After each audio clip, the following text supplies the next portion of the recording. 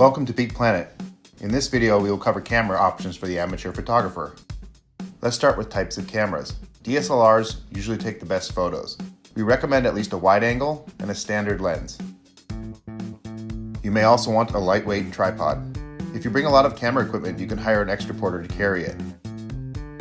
Another option is an action camera like a GoPro or Yi, which shoots both video and photos. You can also attach a gimbal for more fluid movement of your video.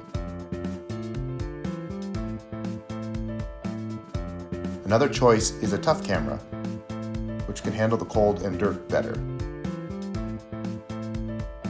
And of course, you can also use your smartphone. So how do you keep these charged while you're on the mountain? First, bring plenty of spare batteries. Generic batteries do not last as long as the name brand ones. Batteries also deplete quicker in the cold. You can revive them a bit by warming them. We recommend bringing a power bank. Solar panels aren't as reliable. Don't forget your charging cables. Bring something to carry them in to help keep out rain and dust.